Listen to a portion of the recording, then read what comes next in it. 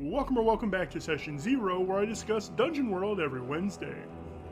Today I'm continuing my Halloween theme with another monster talk. Stay a while and listen while I talk about the ghost.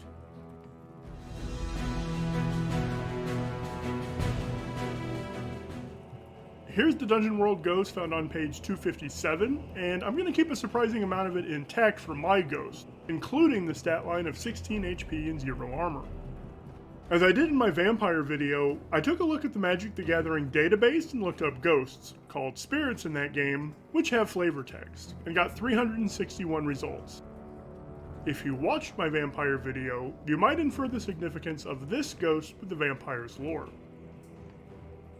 The Magic database presents very different types of ghosts, but I'm going for a Halloween-themed ghost for this video. I highly recommend looking over these cards to help generate ideas for your own ghosts. I'm going to keep the Phantom Touch attack for my ghost, which obviously deals damage, but I've modified it slightly.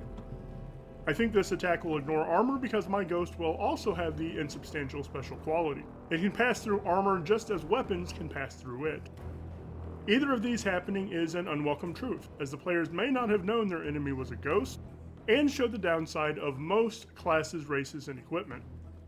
While I'm talking about special qualities, I've added Undead just as I did to my Vampire, as a reminder that you can give Clerics an opportunity to use their Turn Undead move.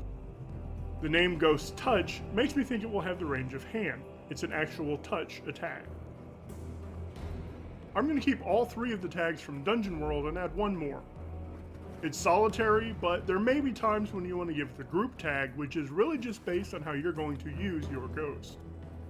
It's devious, which means the real danger lies outside of bloody combat. That makes sense because the ghost is insubstantial, but it also synergizes with 2 of the moves I've given it to hit 5 of the GM moves. It's terrifying, in its visage or as an aura, or both. This makes players defy danger, and can show signs of an approaching threat. As you approach the elderly man, you very suddenly feel unease, which grows into fear and then terror as you get closer. Now, if you're going to make a benevolent or non-scary ghost, just remove the terrifying tag. Finally, the tag I've added is magical.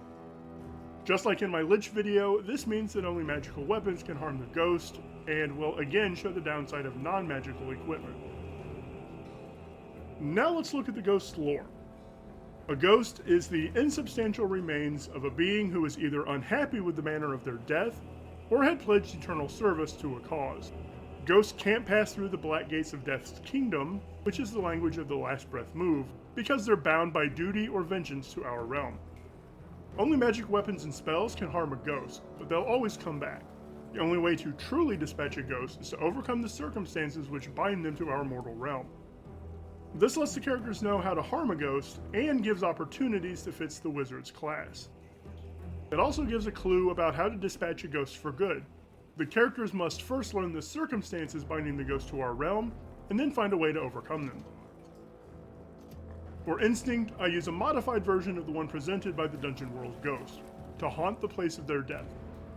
I like the idea of a ghost being stuck in the place of their death, either because of their unhappiness or by duty. If you want your ghost to be able to move around more freely, just use the original instinct to haunt. I have 3 moves, only one of which is from the Dungeon World ghost. This is obviously how you'll use a monster, danger, or location move. My first move is move people or things with telekinesis. This is another way to deal damage by quote-unquote throwing something at the character, but it's also a fantastic way to turn their move back on them. If a character runs up to close the distance, just push them back or out of the way. If they reach for something, move it. If they shoot a magic arrow and miss their roll, send that arrow careening out of range. My second move is briefly possess someone.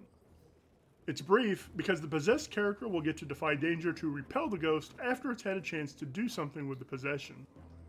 So what can the ghost do with the possession? Once the ghost has possessed a character, it is no longer insubstantial. So it can do things like take out their healing potion and smash it on the ground, or toss their magic sword into the ravine, which are ways to use up their resources. It can make the character leap into the rushing river or climb back down the rope, which will separate them. If you want to be more sadistic, have them jump down instead of using the rope and deal some damage. It can yell something like, "You can't hurt me without hurting your friend," which is putting someone in a spot. Attack and hurt your friend, or stand by and let the ghost do who knows what with them.